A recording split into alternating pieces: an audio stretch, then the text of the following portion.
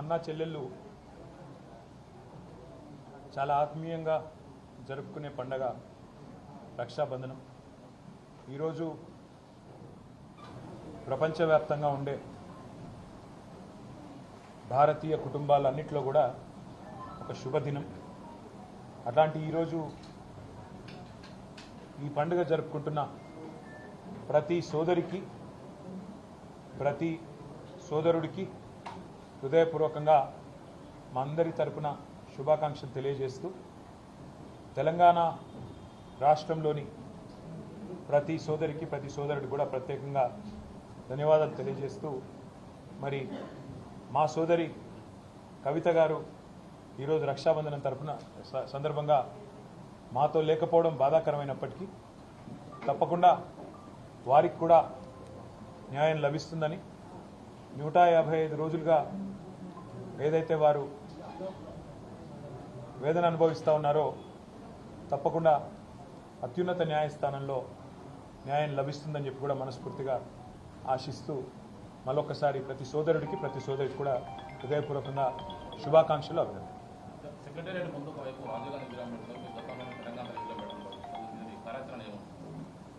సెక్రటేరియట్కి సంబంధించి ఒక చిన్న నేపథ్యం మీకు చెప్పాలి. ఆ సెక్రటేరియట్ ఆనాడు ఉమ్మడి ఆంధ్రప్రదేశ్లో ఎంత అస్తవ్యస్తంగా ఉండేదో మీకు తెలుసు, మాకు తెలుసు. విలేకరులు, మిత్రులు అక్కడ కూర్చోవాలన్నా, ఎవరితోనన్నా కనీసం మాట్లాడాలన్నా, లేదా వచ్చిపోయే ప్రజలకు కూడా అక్కడ ఎంత అసౌకర్యంగా ఉండేదో. ఒక అగ్ని ప్రమాదం జరిగితే అక్కడ కనీసం ఒక ఫైర్ ఇంజిన్ రాలేని పరిస్థితి ఉండేదో మీ అందరికీ కూడా తెలుసు. ఇవన్నీ చూసిన తర్వాత తెలంగాణ రాష్ట్రం ఏర్పడ్డ తర్వాత పెద్దలు, మా పార్టీ అధ్యక్షులు, తెలంగాణ తొలి ముఖ్యమంత్రి కేసీఆర్ గారు ఒక మంచి నిర్ణయం తీసుకున్నారు. తెలంగాణ పౌరుషాన్ని, తెలంగాణ యొక్క ఆత్మగౌరవాన్ని చాటే విధంగా చాలా గొప్పగా ఒక అద్భుతమైన భవనాన్ని నిర్మాణం చేసి తెలంగాణలోని భవిష్యత్ తరాలకు అందించాలనే ఉద్దేశంతో అక్కడ ఒక మంచి డిజైన్ ఎంపిక చేసి చాలా లోతుగా ఆలోచించి సెక్రటేరియట్ కట్టారు. కట్టిన తర్వాత ఆ సెక్రటేరియట్కి ఏ డాక్టర్ బాబాసాహెబ్ అంబేద్కర్ వల్లనైతే తను రాసిన రాజ్యాంగంలో పెట్టిన ఆర్టికల్ 3 ఏదైతే ఉందో దానివల్లనే తెలంగాణ రాష్ట్రం ఏర్పడ్డది. కాబట్టి ఆ మహనీయుడికి ఘనమైన నివాళి అర్పించాలని చెప్పి సెక్రటేరియట్కి ఒక పక్కన ప్రపంచంలోనే అతిపెద్దదైన బాబాసాహెబ్ విగ్రహం పెట్టారు. అదేవిధంగా సెక్రటేరియట్కి కూడా డాక్టర్ బాబాసాహెబ్ అంబేద్కర్ గారి పేరే పెట్టారు.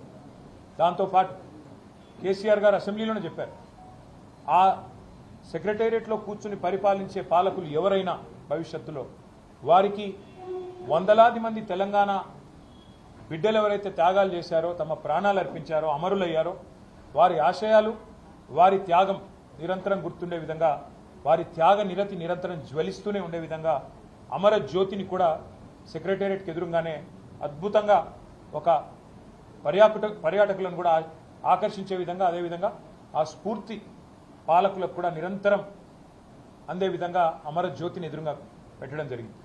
పెట్టిన తర్వాత తెలంగాణ అస్తిత్వానికి ప్రతీక, తెలంగాణ ఆత్మగౌరవానికి ప్రతీక అయిన తెలంగాణ తల్లిని అక్కడే ప్రతిష్ఠించాలన్న ఉద్దేశంతో ఒక అద్భుతమైన ఐలాండ్ను కూడా అక్కడ క్రియేట్ చేయడం జరిగింది. ఇదివరకు అది లేదు, ఐలాండ్ అక్కడే క్రియేట్ చేయడం జరిగింది. చేసి ఆనాడు దశాబ్ది ఉత్సవాల్లోనే నిర్ణయం తీసుకున్నాం అక్కడ తెలంగాణ తల్లిని ప్రతిష్ఠించాలని. కానీ ఈరోజు కాంగ్రెస్ పార్టీ ఎంత కుసంస్కార పార్టీ అంటే, ఆ ముఖ్యమంత్రి జై తెలంగాణ అన్నాడు, అంబేద్కర్ విగ్రహానికి దండేయడు, 125 ఫీట్ల ఎత్తుల్లో ఉండే అంబేద్కర్ విగ్రహాన్ని కనీసం స్వతంత్ర దినోత్సవం నాడు కానీ, 14 ఏప్రిల్ నాడు ఆయన జయంతి నాడు కానీ కనీసం అక్కడ లైటింగ్ ఏర్పాటు చేయరు, కనీసం పరిశుభ్రత కూడా పాటించరు. అమరజ్యోతి ఇంతవరకు కనీసం పర్యాటకుల కోసం ఓపెన్ కాలేదు. ఇంకా పైపెచ్చు ఇవన్నీ చాలదన్నట్టు ఏ రాజీవ్ గాంధీ గారైతే తెలంగాణ బిడ్డ అంజయ్యను అవమానించారో ఆ అంజయ్య గారి పేరు పక్కనే ఉండే పార్కుకు పెట్టింది ఆనాడు ప్రభుత్వం. కానీ అంజయ్య గారి పేరు పోయింది, అది లుంబిని పార్క్ అయింది. ఇప్పుడు ఏ అంజయ్య గారిని అయితే అవమానించిన వ్యక్తి ఉన్నారో ఆయన విగ్రహాన్ని తెచ్చి మా నెత్తిన రుద్దడం అంటే ఇది ఎంతవరకు న్యాయం అని చెప్పి వాళ్ళు నేను మా పార్టీ తరఫున అడుగుతా ఉన్నాం. మేము 10 ఏళ్ళు చాలా సంస్కారవంతంగా వ్యవహారం చేసినాం. రాజీవ్ ఆరోగ్యశ్రీ అనే పథకం ఉంటే దాని పేరు మార్చలేదు, అట్లే కొనసాగించాం.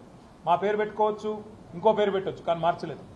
రాజీవ్ రహదారి అని స్టేట్ హైవే ఉంటే దాని పేరు కూడా మార్చలేదు. రాజీవ్ గాంధీ యూనివర్సిటీ అని IIIT బాసరకు పేరుంటే నాలెడ్జ్ యూనివర్సిటీ అని దాన్ని కూడా మార్చలేదు, కొనసాగించినాం. ఉప్పల్లో ఉండే అంతర్జాతీయ స్టేడియంకు రాజీవ్ గాంధీ స్టేడియం అని పేరున్నా దాన్ని కూడా కొనసాగించినాం తప్ప మార్చలేదు. అదే మాదిరిగా అంతర్జాతీయ విమానాశ్రయం పేరు రాజీవ్ గాంధీ అంతర్జాతీయ విమానాశ్రయం ఉన్నా దాన్ని కూడా కొనసాగించినాం తప్ప కుసంస్కారవంతంగా ఆలోచన చేయలేదు. కానీ ఇవాళ బాధతోనైనా చెప్పక తప్పడం లేదు. మీరు తెలంగాణ తల్లిని అవమానించిన తర్వాత, తెలంగాణ అస్తిత్వానికి ప్రతీక అయిన మనందరి తల్లి లాంటి తెలంగాణ తల్లిని మీరు అగౌరవపరిచిన తర్వాత తప్పకుండా ఈ మాట బాధతోనే చెప్తా ఉన్నాం. రాజీవ్ గాంధీ గారు మరి తెలంగాణకు ఆయనకు సంబంధం ఏందో నాకే తెలియదు. రాహుల్ గాంధీ దగ్గర మార్కులు కొట్టేయాలంటే మీ గాంధీ భవన్లో పెట్టుకో, లేదా జూబ్లీహిల్స్లో నీ ఇంట్లో పెట్టుకో, ఎవరు వద్దంటలేదు. కానీ ఇవాళ తెలంగాణ సెక్రటేరియట్ ముందు రాజీవ్ గాంధీ విగ్రహాన్ని పెట్టి ఏ కాంగ్రెస్ పార్టీ అయితే వందలాది మంది పిల్లల ప్రాణాలు తీసిందో ఆ కాంగ్రెస్ పార్టీ మళ్ళొక్కసారి క్రూర పరిహాసం ఆడే విధంగా తెలంగాణతో, తెలంగాణ అస్తిత్వాన్ని, తెలంగాణ ఆత్మగౌరవాన్ని దెబ్బతీసే విధంగా వ్యవహారం చేస్తూ ఉన్నారు. నేను తప్పకుండా మాటిస్తా ఉన్నా మా తెలంగాణలోని అన్నదమ్ములకి, ఆడబిడ్డలకి, మన పోరాటమే అస్తిత్వ పోరాటం, ఆత్మగౌరవ పోరాటం. తప్పకుండా మనం మళ్ళీ తిరిగి వస్తాం. అది కాంగ్రెస్ వాళ్ళకు తెలుసు, మీకు తెలుసు, మాకు తెలుసు. 4 ఏళ్లలో మళ్ళీ కేసీఆర్ గారి నాయకత్వంలో తిరిగి తెలంగాణలో ప్రభుత్వం కూడా మనదే ఏర్పడుతుంది. ఏర్పడ్డ తర్వాత వెంటనే తప్పకుండా రాజీవ్ గాంధీ గారి విగ్రహాన్ని అక్కడి నుంచి సకల మర్యాదలతో తొలగిస్తాం. అక్కడి నుంచి వారు కాంగ్రెస్ వారు ఎక్కడికి కోరుకుంటే అక్కడికి తరలిస్తాం. అక్కడ మాత్రం ఖచ్చితంగా తెలంగాణ తల్లి విగ్రహాన్ని పెడతాం. ఇవాళ కాంగ్రెస్ చేసిన ఈ దుందుడుకు, దుర్మార్గ కుసంస్కార పనికి నిరసనగా తప్పకుండా రేపటి రోజున అంతర్జాతీయ విమానాశ్రయం పేరు కూడా మారుస్తాం. ఒక తెలంగాణ ప్రముఖుడి పేరే పెడతాం. ఎందుకంటే ఇవాళ భారతదేశంలో ఏ నగరానికి పోయినా అక్కడి వాళ్ళ ప్రముఖుల పేర్లు ఉంటాయి. మీరు బొంబాయికి పోతే ఛత్రపతి శివాజీ, అదేవిధంగా బెంగళూరుకి పోతే కెంపెగౌడ పేరు, ఇట్లా ఎక్కడ పోతే అక్కడి ప్రముఖుల పేర్లు ఉంటాయి. కేవలం హైదరాబాద్లో మాత్రమే ఇవాళ రాజీవ్ గాంధీ గారి పేరు. ఇన్ని రోజులు సంస్కారవంతంగా భరించినాం, ఇక భరించే ఓపిక లేదు. ఈ కాంగ్రెస్ చేస్తున్న చిల్లర ప్రయత్నాలు, చిల్లర పనులు ఏవైతే ఉన్నాయో దీనికి ధీటుగా 4 ఏళ్ల తర్వాత సమాధానం చెప్తాము. ఇప్పుడు కూడా తెలంగాణ ప్రజల తరపున, తెలంగాణలోని అసువులు బాసిన అమరుల తరపున నేను కాంగ్రెస్ ప్రభుత్వాన్ని డిమాండ్ చేస్తా ఉన్నా. ఇప్పటికైనా బుద్ధి తెచ్చుకొని ఆ విగ్రహాన్ని అక్కడి నుంచి తరలించండి. కావాల్సిన విగ్రహాలు ఉన్నాయి. సోమాజిగూడలో రాజీవ్ గాంధీ సర్కిల్ అని పెట్టుకున్నారు మీరు, మేము మార్చలేదు. ఇందిరాగాంధీ విగ్రహాలు బొచ్చెడున్నాయి, ఇందిరాగాంధీ పేరు మీద బొచ్చెడున్నాయి, మేము ముట్టుకోలేదు. కానీ మీరు ఇదే ఒరవడి కొనసాగిస్తే తప్పకుండా మరి ఢిల్లీకి గులాంలు మీరు, కానీ మాకు ఆ కర్మ పట్టలేదు. తప్పకుండా మా తెలంగాణ పౌరుషంగల బిడ్డలుగా చెప్తా ఉన్నా 100% తెలంగాణ తల్లిని అక్కడే పెడతాం. తప్పకుండా మిగతా ఏవైతే మీ జాతీయ నాయకులు అని చెప్పి పెట్టుకున్న పేర్లు ఏవైతే ఉన్నాయో వాటిని కూడా మార్చే దిశగా ఆలోచన చేస్తాం. తెలంగాణలో ఈ 8 నెలల పాలనలో, కాంగ్రెస్ పాలనలో మహిళలపైన జరిగిన అఘాయిత్యాల వివరాలు మీరు మహిళా కమిషన్కి అందిస్తామని మీరు అన్నారు. బీఆర్ఎస్ 9 ఏళ్ల పాలనలో 1,50,000 చిలుకు అఘాయిత్యాలు జరిగాయి. వివరాలన్నీ కూడా కేటీఆర్ మాట్లాడితే బాగుంటుంది. ఆ వివరాలని నిన్న బయట పెట్టారు సీతక్క. సరే, ఇన్ని రోజులు 8 నెలలు గవర్నమెంట్లో ఉన్న తర్వాత మొత్తానికి మంత్రి గారికి మహిళల మీద జరిగిన అఘాయిత్యాలు గుర్తుకొచ్చినందుకు, ఇప్పటికైనా గుర్తుకొచ్చినందుకు మంచిదే. మహిళా కమిషన్ కానీ ప్రభుత్వం కానీ చేయాల్సిందేంది? ఎక్కడన్నా మహిళల మీద ఏమైనా జరిగితే అఘాయిత్యాలు కానీ అత్యాచారాలు కానీ వారు ముందే స్పందించాలి. కానీ ఎట్లా ఉంది ప్రభుత్వం వైఖరి? దున్నపోతు మీద వానబడ్డట్టే. అక్కడ కొల్లాపూర్లో ఒక చెంచు మహిళ మీద అఘాయిత్యం జరిగితే మా నాయకురాలు సత్యవతి గారు, సబిత గారు, మా నాయకులు మరి జనార్దన్ రెడ్డి గారు, గోవల బాలరాజు గారు, బీరం హర్షవర్ధన్ రెడ్డి గారు అందరూ పోయి ఆ అమ్మాయిని నాగర్ కర్నూలు ఆసుపత్రిలో చేర్పించేదాకా స్పందన లేదు. అదేవిధంగా మొన్నటికి మొన్న షాద్ నగర్లో ఒక దళిత మహిళ మీద అక్కడ పోలీసులు అఘాయిత్యం చేస్తే దాని మీద స్పందన లేదు. చివరికి మా నాయకురాలు సబితా ఇంద్రారెడ్డి గారు పోయి గొడవ చేస్తే, మా ఆర్ఎస్ ప్రవీణ్ కుమార్ గారు పోయి గొడవ చేస్తే మొన్న మధ్యన ఆ పోలీసులను సస్పెండ్ చేసింది.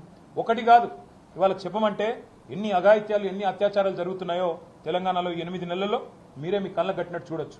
మహిళా కమిషన్ అయినా, రాష్ట్రంలోని శాంతి భద్రతల విభాగం పోలీసులైనా చేయాల్సిన పని ఏందండి? వాళ్ళు చేయాల్సిన పని మొదలు ఖచ్చితంగా రాష్ట్రంలో మహిళలు కానీ, పిల్లలు కానీ, రాష్ట్రంలో ఉండే మా అన్న తమ్ముళ్ళు కానీ, ఇక్కడ ఉండే కుటుంబాలు కానీ శాంతియుతంగా బతికే విధంగా చూసుకోవాలి. ఆ తెలివి లేదు. హైదరాబాద్లో మర్డర్లు అవుతుంటే ఆపేసి తెలివి లేదు. హైదరాబాద్లో ఇన్ని అఘాయిత్యాలు జరుగుతుంటే దాన్ని పట్టించుకునే నాదుడు లేడు. రాష్ట్రానికి హోంమంత్రి దిక్కులేడు. మేము పొరపాటున నోరు జారి ఒక మాట అంటే దానికి ఆల్రెడీ నేను క్షమాపణ కూడా చెప్పిన.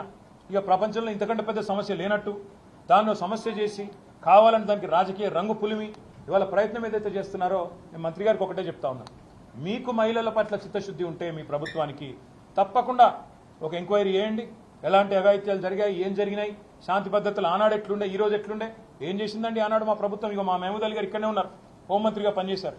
షీ టీంలు పెట్టింది ఎవరు, భరోసా సెంటర్లు పెట్టింది ఎవరు, విమెన్ సేఫ్టీ వింగ్ చాలు చేసింది ఎవరు, షీ షటిల్స్ ప్రారంభించింది ఎవరు, దిశాని ఆ రోజు ఒక ఇన్సిడెంట్ జరిగితే వాళ్ళు నేను అడుగుతా ఉన్నా, కోల్కతాలో ఒక అమ్మాయి మౌమిత గారి మీద అక్కడ దాడి జరిగితే, అఘాయిత్యం జరిగితే, చాలా కిరాతకంగా అమ్మాయిని చంపేస్తే ఏమంటున్నారు ఇవాళ ఢిల్లీలో డాక్టర్లు, ఇంకా ఇతర చోట్ల ఇతర నగరాల్లో అక్కడ నిరసన చెప్తున్న డాక్టర్లు ఏమంటున్నారు, తెలంగాణ తరహాలో న్యాయం చేయండి అంటున్నారు.